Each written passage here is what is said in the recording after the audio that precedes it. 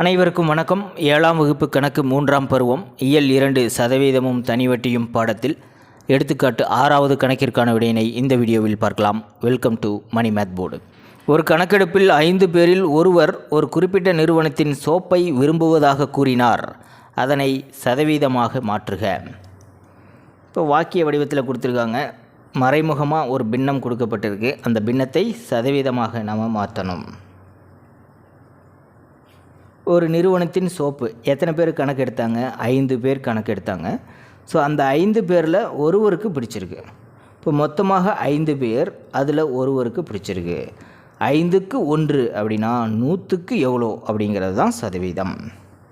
பகுதியில் பாருங்கள் 5 இருக்குது. 5ஐ 100ஆக மாற்றணும். ஸோ தொகுதி மற்றும் பகுதியை 20ஆல் பெருக்கும்போது நமக்கு பகுதி 100 அப்படின்னு மாறிடும். ஓர் 20 20, 5 20 100. இப்போ பகுதியில் 100 அப்படின்னு இருந்தாவே தொகுதியில் இருக்கிற எண்ணை போட்டு பக்கத்தில் சதவீத குறி போட்டுக்க முடியும். இப்போ 20/100 என்பது 100க்கு 20ன்னு அர்த்தம். ஸோ 20%. மற்றொரு முறையிலையும் போடலாம். 1/5 தொகுதி மற்றும் பகுதியை 100ஆல் பெருக்கிக்கலாம். பகுதியில் 100 அப்படின்னாவே 100%. ஸோ 1/5 × 100%. 1 பெருக்கல் 100%, 100% தான். Divided by 5.